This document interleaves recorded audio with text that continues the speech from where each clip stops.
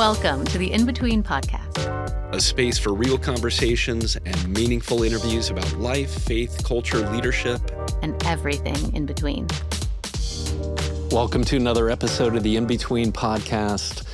You know, here at Vineyard Columbus, developing communities that are multi-ethnic is a part of our mission statement. It's who we are as a church at Vineyard Columbus. We are committed to the work of multi-ethnicity and what does it mean to be a beloved community, and how do we lean into racial reconciliation and unity, and it goes so much further than, just gathering in a diverse community for worship on Sunday mornings and all of the niceties that go with casually knowing people from a different race or ethnicity. It takes real work. And today we have a couple of guests who are experts in the work. Dr. David Anderson is the founder and president of Gracism Global. It's one of the world's leading authorities on bridging the deep divides on race, faith, culture, and wealth. He's a bridge-building voice in our nation's capital. Dr. Anderson hosts a daily radio talk show, Real Talk with Dr. David Anderson. Folks, as they're driving throughout D.C., listen to him. It's the most listened to Christian talk station on the East Coast.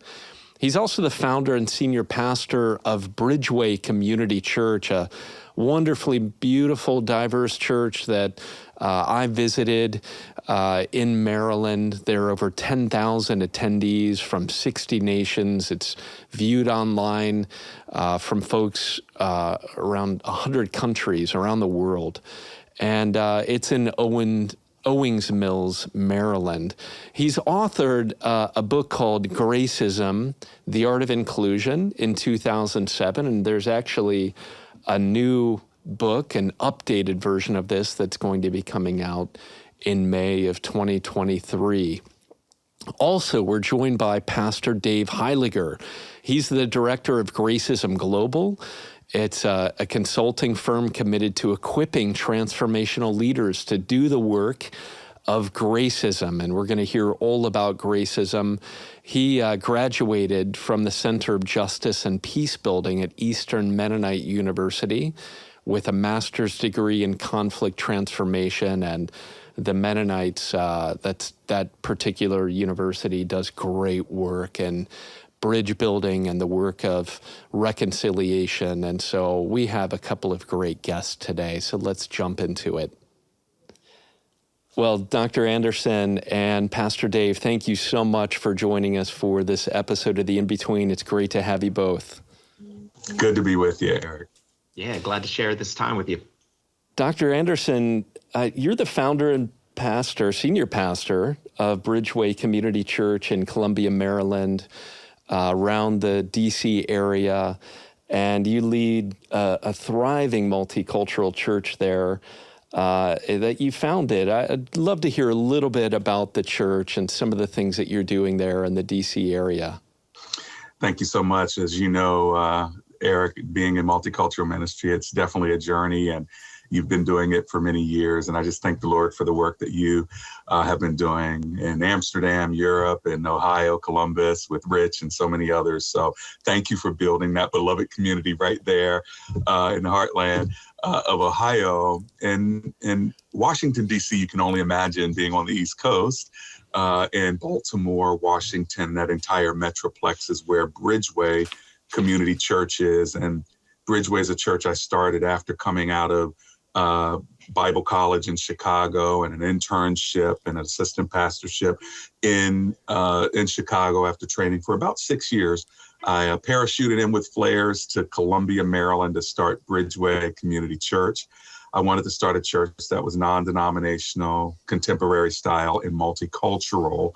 And many people told us that's something you probably wouldn't be able to succeed at. There may have been some smaller models around the country at that time, back in the early 90s, but there weren't really any thriving multicultural churches that were on the map and that were saying, hello, we're unashamedly multicultural and we want the world to know it because this is what the kingdom of God looks like. And thank God that's what we were able to start. And by God's grace, we're still going 31 years later, brother. Amazing. And Pastor Dave, you lead Gracism Global, which is, deeply connected to Bridgeway, but also it's a different ministry. Could you tell us a little bit about what that ministry is? Yeah, so for the past 10 years, I've been working with Dr. Anderson, following him around the world as he's taken Gracism to communities, to countries, to corporations, to churches, seeing the impact of Gracism affect not just Bridgeway Community Church, but leaders who are trying to build their multiculturally effective leadership. And so Gracism Global does just that. We take what Dr. Anderson has built here in Columbia, Maryland, and through his consulting work, and we're taking it on the road. We're really seeing movements of Gracism pop up in the church and in the corporate world as well. Amazing. Well, that term Gracism, but it really catches you, right? Because of the obvious connection to racism, and you've really taken this term and given it an entirely new meaning and understanding, Dr. Anderson. Could you tell us a little bit about where this idea Gracism came from, what it is, and what inspired the book? Yeah, thanks for the question. So Gracism is really the combination of two words, as you know, a bad word and a good word, right? Yeah. The bad word is racism. That's not good. The good word is grace, and it just feels good even saying it. You put those two together and you get Gracism, which means to positively extend favor to other people, regardless of, maybe even because of, their color, class, or culture. And all of this stem from 1 Corinthians 12, when it says there's one body with many members.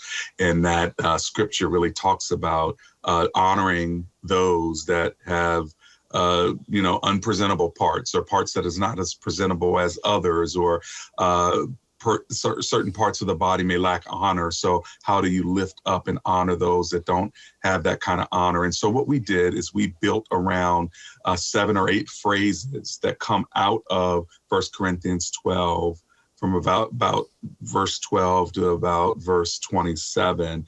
What are the key phrases there that the Apostle Paul, the writer of that book, is trying to say? And out of those verses emerge these 8 ideas, these 8 what I call sayings or standards of how we're supposed to act when we're in a diverse society, if you will. And so then we just took those and we built upon them. And so if anybody integrates these 7 sayings, standards, principles into their life, whether it's their family, whether it's their personal life, whether it's their company, their corporation, their church, their community, or their country, if they will integrate these, they will see that Gracism truly is God's solution to racism.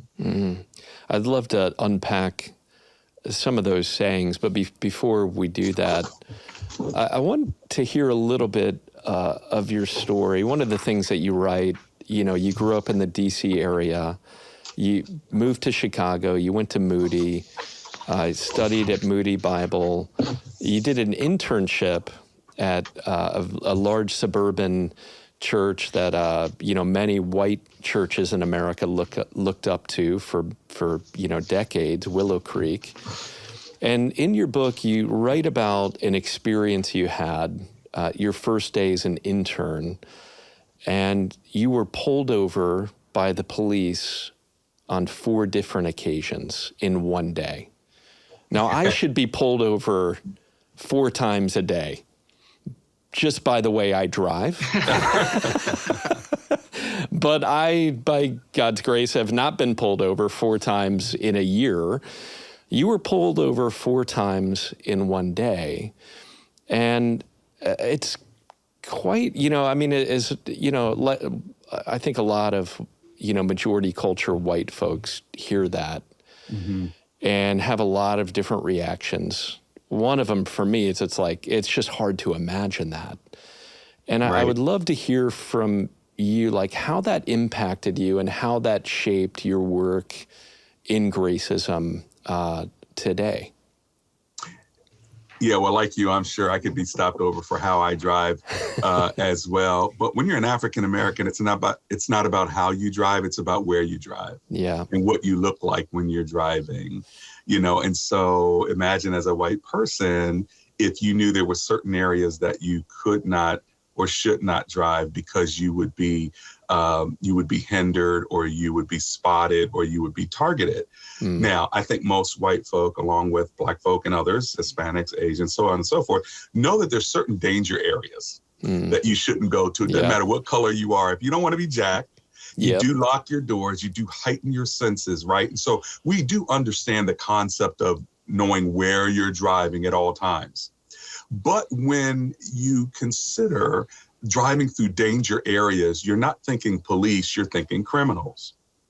So you can only imagine if you reverse that for the African American, that same feeling that white folk might have if they think I'm driving through an urban center and I'm a little bit afraid. That feeling that you have is the same kind of feeling that many African Americans have just driving anywhere. And especially in suburban areas. So can you imagine that? Here I am, the first Black president of the student body of Moody Bible Institute. My first day on the job at this large mega church.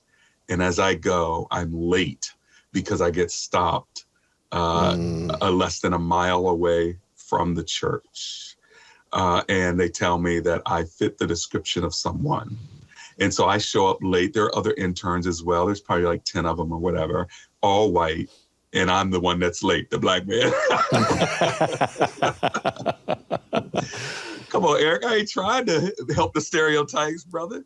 But that was my experience. And then at lunch, we were able to go out for lunch. Same thing. Came back late from lunch because I got stopped a second time from a different police officer within a mile of the church, but going in the opposite direction of where I was stopped the first time. And that day, I got stopped not once, not twice, not 3 times, but 4 times by 4 white police officers. 3 were male, 1 was female, and they all said the same thing.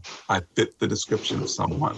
Oh, now, thank God I was a Christian leader. God had called me to reconciliation and multicultural ministry. So, I had all those things going for me. And I have to admit to you, brother, even I was getting angry.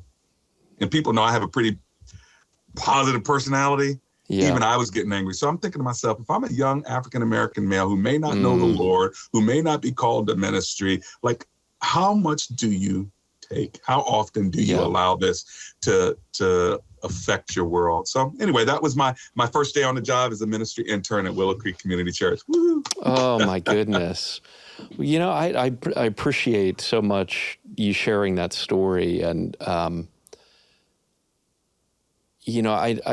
so many of our Black and brown brothers and sisters in our community here have walked, their whole lives with the kinds of experiences that you're describing. And I know, over these last few years, as, there have been so many flashpoints in our broader society, as so many young Black men in particular, have experienced injustice around policing, that there's been a lot of pain and anger, things that you're describing. And I just wonder, if you would have a word, even just like, how have you processed that personally? You'd said, you're a Christian, and obviously there are resources there that you have that, folks that aren't Christians don't have access to. But just, I wonder if you could just reflect on how have you personally processed through some of that over the years? Well, there's the personal processing, and then there's the leadership ministry processing. And because I've been around so many white people in my evangelical training, through Moody Bible Institute and then at Willow Creek, I think that the personal processing took a back seat to the ministry leadership processing. How do I help white people understand my experience? And then when they have issues with race, how do I become a sounding board for them? How do I help them deal with this multicultural society? And so I think in my earlier years, I was very much concerned about the education and the comfort of white people. Having been doing this now for over 3 decades, I think the thing that broke me most was not all those other personal experiences, and you only went through one of them. I've had multiple ones. Yeah. I think it was the George Floyd killing that broke the back of many people in our country and around the world. But for me, I was able to verbally process that out loud beyond leadership. And I showed people that I was a person and I was a Black man. So you can imagine being a Black pastor of a multicultural church. You're always thinking about everyone. And you're always trying to figure out how to make sure everyone's okay. But this time I realized I wasn't okay. Yes. And so I think some people realized that day, when I preached, whatever sermon I preached that Sunday, I think that some people realized for the first time, their pastor's really Black. Yeah, David, I don't know how you felt about that day, but I just remember preaching that and crying. And I think people were like, oh my gosh, my pastor's affected by it. He's no longer the leader who's just like, is everybody okay? How do we stay together? How do Black people, white people not kill one another? Are the Hispanics okay? The brown people? What about the Asians who are quiet over here? How do we get them into conversation? Like, that's my life. But this time it wasn't. So. Yeah, and I think seeing the way the church reacted, some people were very uncomfortable with that. They didn't want you to reveal that you actually were processing this personally and that it hurt you personally. It was much easier if they could imagine if more Black people could be like my pastor, then we wouldn't have the uprisings in our street, Wow. And interesting. But when they saw that this was really you, some white folks moved closer and said, wow, okay, this is something I need to really process. And some people couldn't handle it. They couldn't handle that level of vulnerability, and they moved away. But on the other side, what I saw in our church was the African-American community was so honored by you revealing that personal side that it validated a lot of what they were feeling because their pastor did too. Wow. Man, that's so powerful.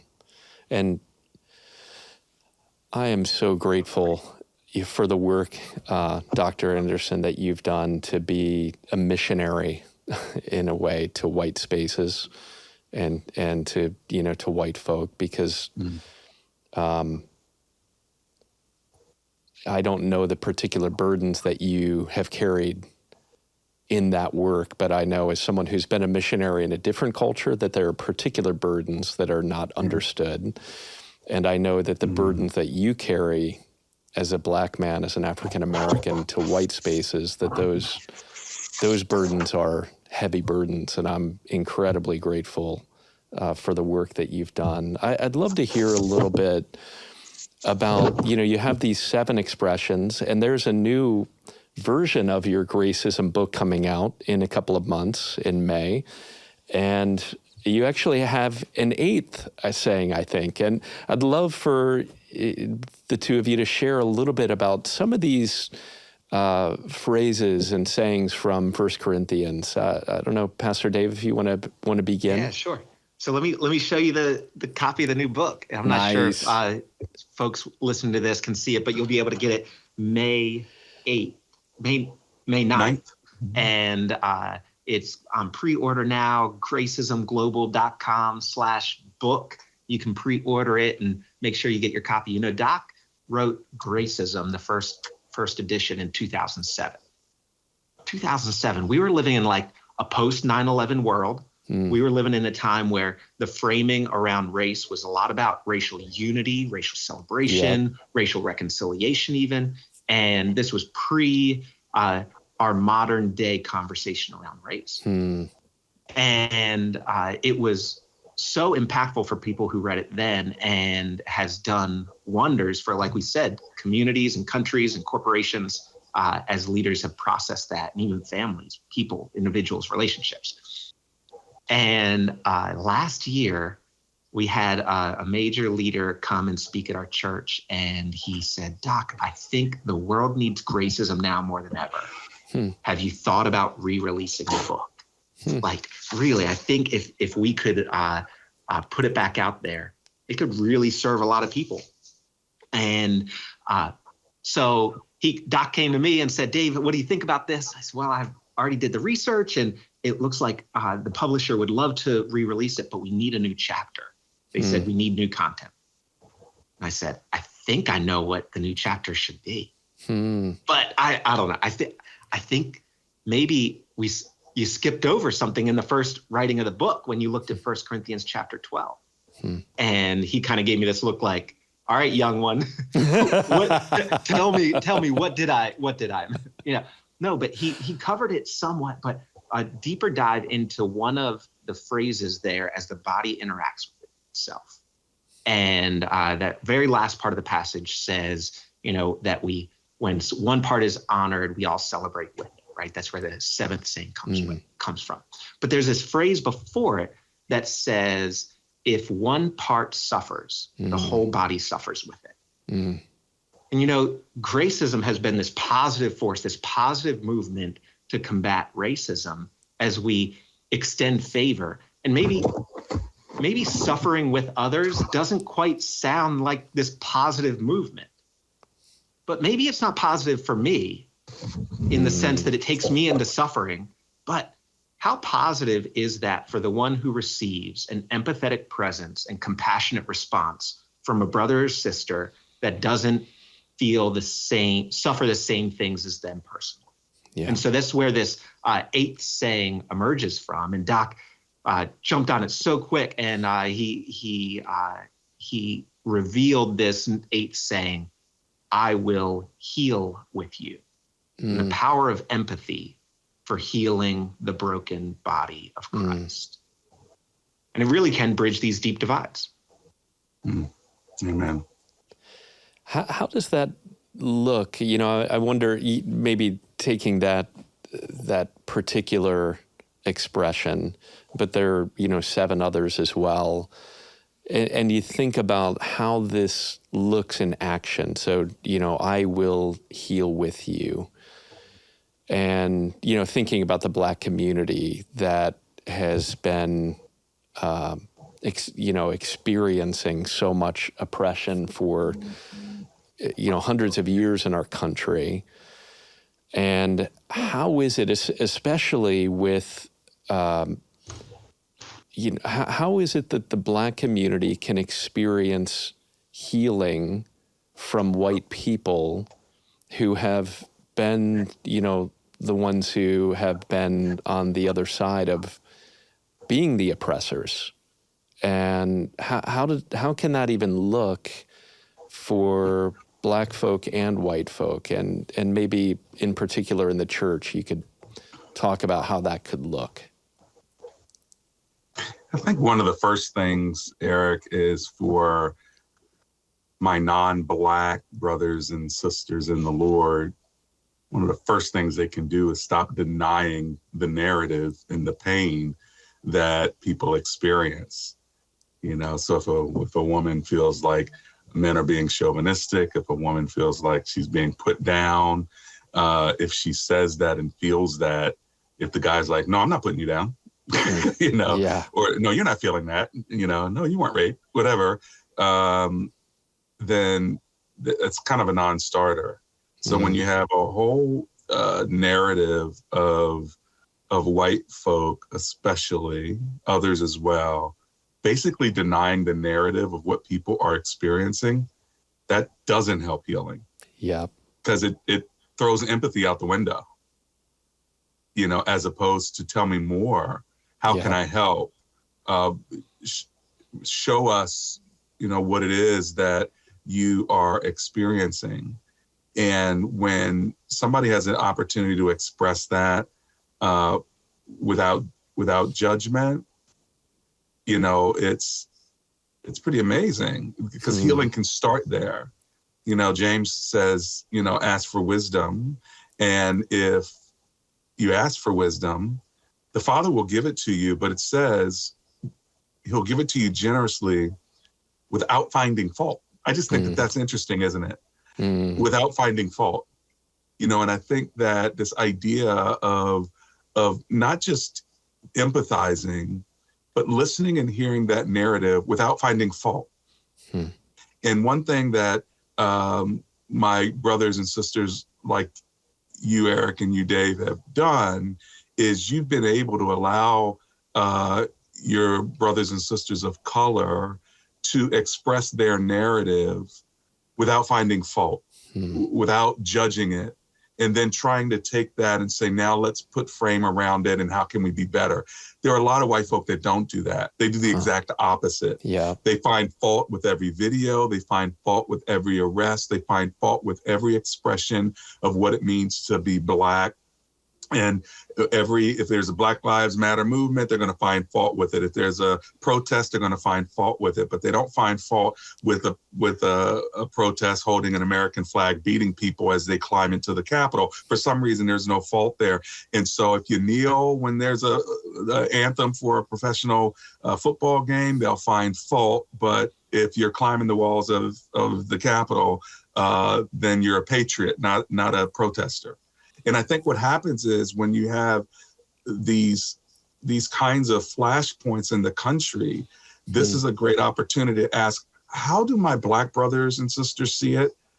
Because what most of my white friends don't see is when you have a Black Lives Matter rally in Washington, D.C., when the President of the United States of America walks out of the White House with the military, with people with guns, stands in front of a church and holds up a Bible with nothing but white men around him. What does that do to the psyche of an African-American male who's 25 years old, who sees in that moment at a protest that's not violent, who sees at that moment a white man, a Bible, guns, and power?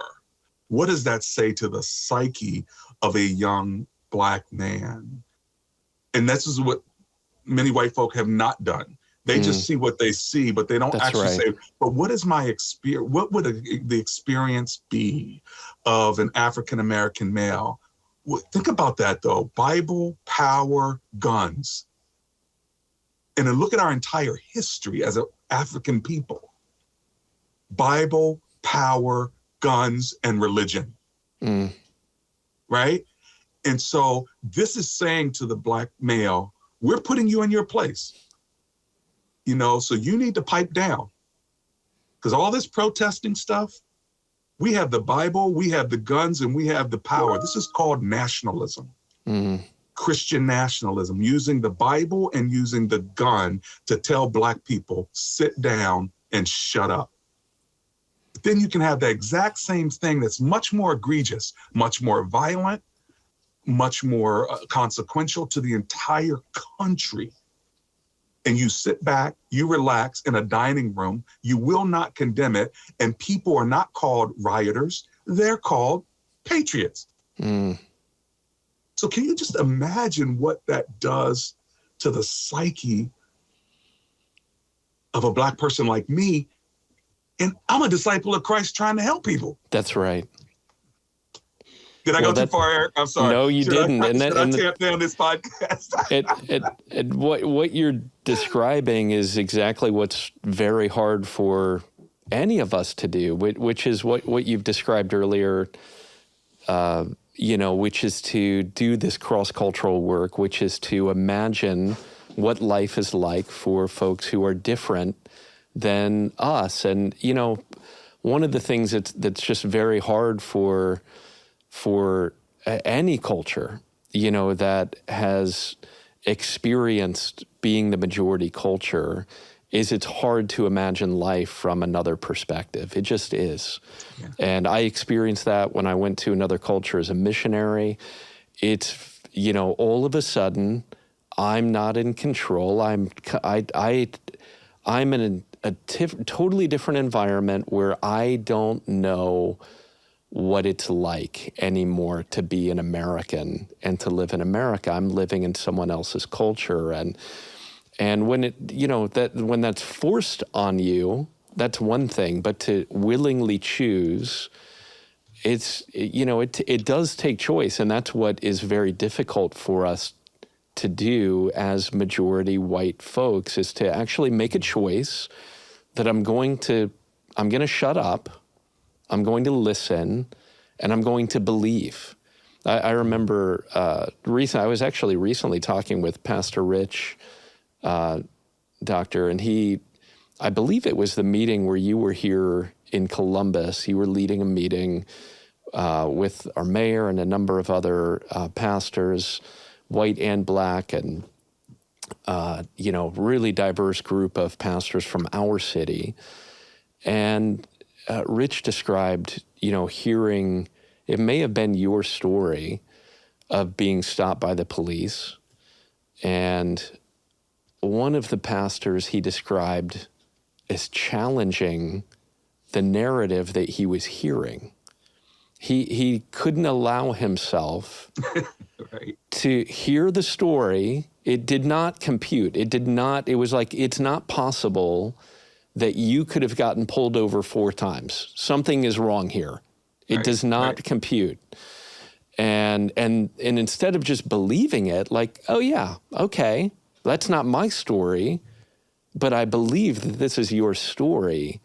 If we don't have that fundamental, just I have the ability to believe you and to stand with you in trying to understand what is someone else's experience that is not mine, it's just not possible to do the work like you're describing.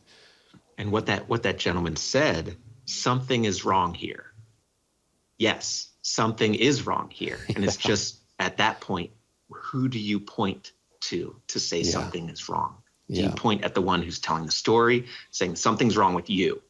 Yeah. You must be wrong. Your story must be wrong. The way you're seeing it must be wrong. Your experience, how you're processing your own experience must be wrong. Or do you point it at our society and say, wow, something is wrong here?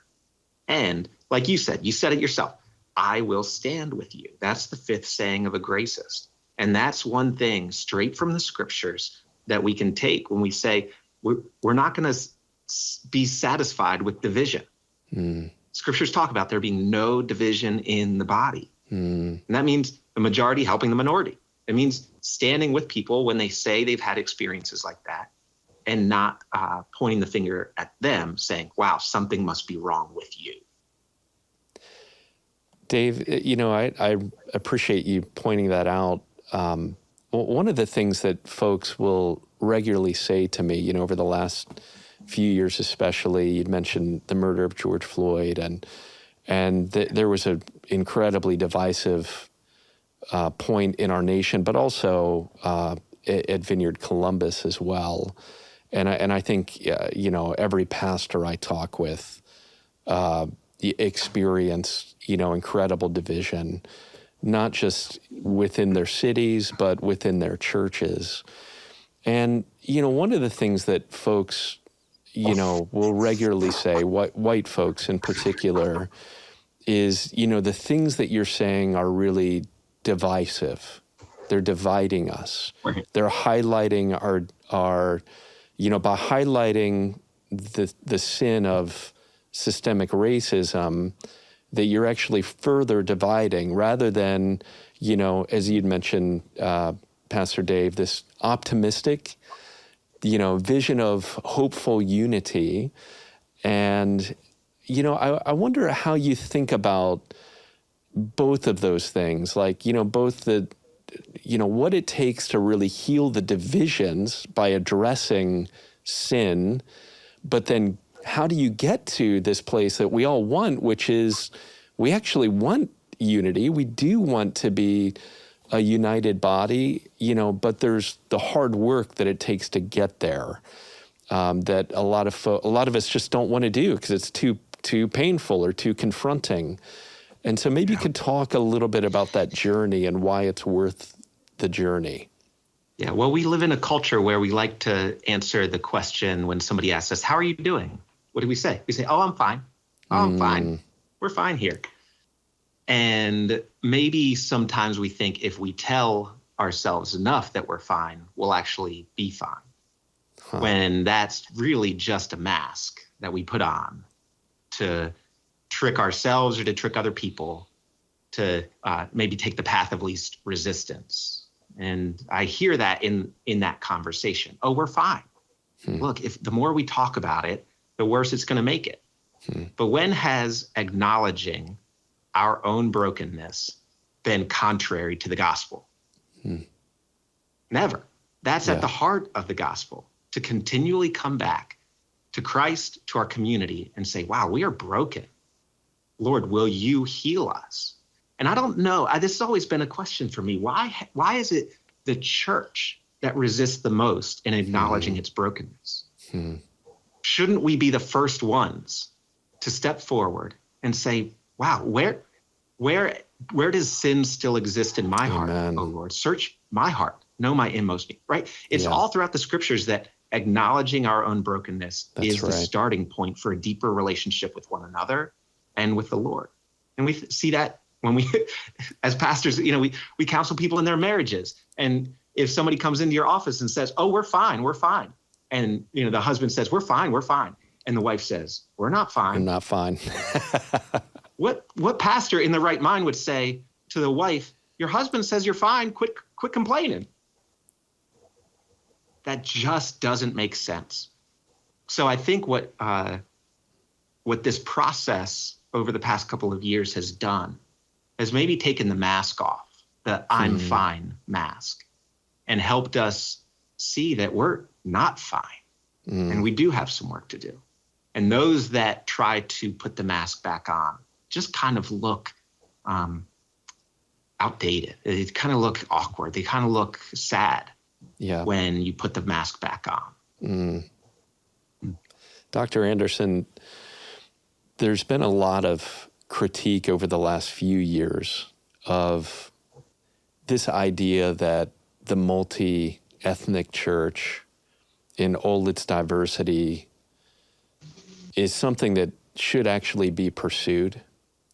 A lot of folks, for the reasons, that Pastor Dave is describing, it's like, white folks aren't going to actually do the hard work. They're not going to give up power. They're not going to, acknowledge like the deep sin and be able to get to a place where we can actually, be the multi-ethnic community in unity that we hope for, that we know that the kingdom will bring.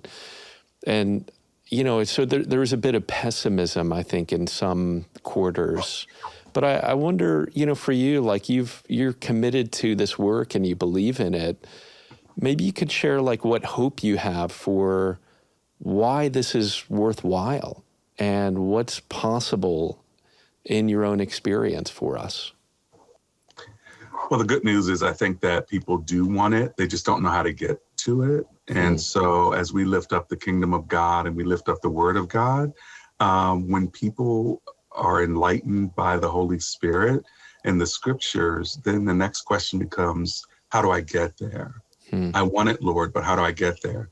When you don't know how to get to something, after a while, you just think it's not possible, and we retreat back to our corners. And so I do have hope because I see more multicultural churches arising, and I'm thankful to be maybe on the frontier of that from 3 decades ago, like Rich and others. But the reality is there are more now than there have been in the past. So that's good. And multicultural relationships really do help, is a wonderful antidote to racism. Because when you have those relationships, you can't just categorize people fully, can you? And so even if I'm with a group of minority folk who talk about white people, I can't agree fully because I know too many white people. I have too many relationships with people that I love and that love me. They're a part of my life, my family, my church. So it doesn't compute anymore. Well, the same is true on the other side. When you have enough people in your life that are of diversity, it's just not funny anymore. The jokes is just not applicable anymore. The stereotypes, the generalizations, it just doesn't become applicable anymore when the person's in your life group. So good. And so I think that the antidote to this disease of racism is multicultural relationships. But that's not the only how. That is a how, and it's very important. Have those relationships, build those relationships. It's important. It helps you. It's a vaccination against this terrible, terrible virus called racism. So that's one thing. I think a second thing is the elevation of bridge builders. We need people that can help interpret. Just like our brain has two hemispheres, and there's these deep bridge nerve endings that carry communication between the hemispheres, called, I think it's called the corpus callosum, right? And those deep bridge nerve endings in the fissure, in the divide there in your brain, carry from one side the message to the other side and vice versa. So one side of your brain's verbal, the other side of your brain is nonverbal. And so when I smile and say I'm happy, it makes sense because my corpus callosum's working. The deep bridge nerve endings are working. And so it's automatic transmission. I say I'm happy, I smile. Now, if those deep bridge nerve endings don't work, I can say I'm happy but be sad, or I can say I'm sad at a funeral and smile because the nonverbal and the verbal doesn't match. That's a problem in the brain. So the problem's not the right hemisphere. The problem's not the left hemisphere. The problem are the deep bridge nerve endings that communicate and interpret with one another. And in a lot of our culture, the bridge is out. And so bridge builders are the ones who say, I'm going to help interpret what they're trying to say, what they're feeling. Let me tell you what my white brothers are feeling right now. My white sisters are feeling. They're feeling maybe some fear that they're losing their country. Yeah. That things aren't the way they used to be in the 60s. And that all of this diversity is bringing with it all this liberalism. So let me help interpret some of that and put language around it that you may not understand when you're Black, and say, I can't believe that these white Republican Christians are even calling themselves Christians, and how can they celebrate some dude who's been married 3 times and has a bunch of women and say they're going to touch women by the private parts in public, and that's their hero. That's their one, So I can help interpret. And the other side, I'm on a evangelical radio show every day during the afternoon traffic in the nation's capital, and I get calls all day long. How can you be a Democrat and be a Christian? How can you? I'm an independent, but they're saying, how can Black people vote for somebody who kills babies and so and homosexual stuff and so. I'm trying to help interpret that side, and I had a guy call and said, if you just stop talking about race, this racism will go away. I understand what he's saying. Yeah. When you say on behalf of other people, this seems so divisive, I understand what they're saying. Yeah. And so to help interpret that as a bridge builder is to say, I get what you're trying to say, but let me ask you that question. Why don't you hold that same standard when it comes to abortion? You don't say, it's so divisive, we ought to just stop talking about it and it'll go away. Why don't you do that when it's about LGBTQ? Yeah. I mean, all of a sudden you want to talk big and bad. You bring it up all the time. We could be talking about money and finances. It always gets to homosexuality and abortion. We could be talking about marriage, homosexuality and abortion. We can talk about our kids going to the soccer game, homosexuality and abortion. Somehow, some way, it's going to get to homosexuality and abortion. True. If you let them talk too long, it's going to get to immigrants. Yeah. And so they can't understand one another. And so what a bridge builder is, and this is what you learn through Gracism. Gracism helps people to be bridge builders of grace, to say, let me help you interpret what the left hemisphere is experiencing and trying to say. So good. And vice versa. Yes. So we need more bridge builders. So that's the how. How do you get trained to be a bridge builder? So empathy might be a start, but you also need education and relationship. Yeah. So good. One question for you, Pastor Dave, about Gracism Global. You guys are equipping churches and organizations around the United States to do this work. And, one of the things that you talk about are 5 questions every leader should ask before starting a new diversity initiative. That's one of the things you guys talk about, and there's so many other resources, but that is such a relevant question. And I wonder, for leaders who are listening to this podcast, what are some of the questions that you think about that are important to ask? Yeah, thanks so much. And anybody who's listening, you can find that for free on our website. That's one resource we just give away. You can download that. Go to the resources section on our website. 5 questions every leader should ask before starting a diversity initiative. You guys know this. These are sensitive times. These are sensitive topics. And if you do this in a way that treats it as just the flavor of the month, or a kind of flippantly, or I'll just throw a little bit of energy toward that, you can do more damage than you do good. And so doing a little bit might be worse than doing nothing. Mm-hmm. And what that resource does is it helps to ground a leader in, how do I lead this bridge building effort? Leaders are the bridge in between when people talk about relational racism or individual racism and institutional racism or systemic racism, right? Mm-hmm. So you have relationships and you have systems. What's the bridge between those two? It's leaders. Mm-hmm. It's people who will take this value of diversity, this value of multicultural community, and implement it throughout their whole organization, and do that through the impact of their leadership. So we have 5 questions. I'll share a couple. You can go to the website to see all 5. But the first one is asking the question, where are we and how did we get here? Mm. If we're really going to understand where we need to go, we really need to understand what are the factors that brought us to this point today. That might go into your organizational history, your community history, even our country's history, maybe even your own personal, story, on so many different levels. So the resource walks you through how to begin to explore that. The next is, when the going gets tough, what's going to keep you going? Mm. When you go through a diversity initiative, it's going to be difficult. Yeah, it really is. And if you don't really know why it's going to be worth it to you, it is going to be something that it's going to be a lot easier to pull the plug on that program, to not spend the extra money, to silence the voices that are stirring up trouble. Mm. But if you really are connected to why this is important to you, you can always go back to it to make sure that you stay driven on a goal that at one point you said was important. And I think we've seen that, in 2020, so many people released statements and started initiatives. I wonder how many of those are still going. And how many leaders said, wow, that got a little bit too messy for me.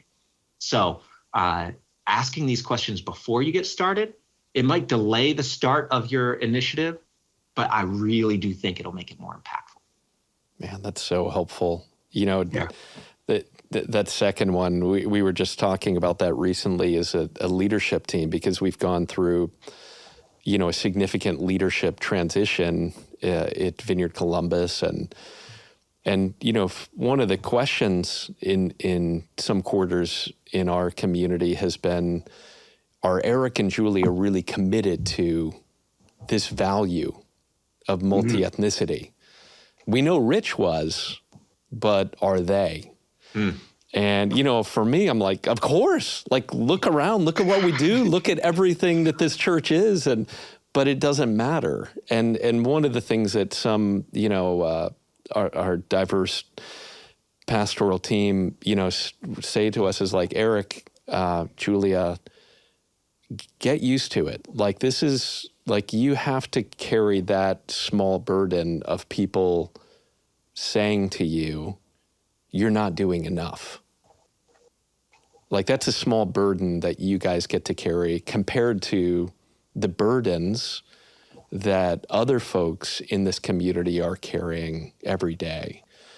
And it brought us back to that second question, which is why are we doing this? And it is worth it. And this is a small thing.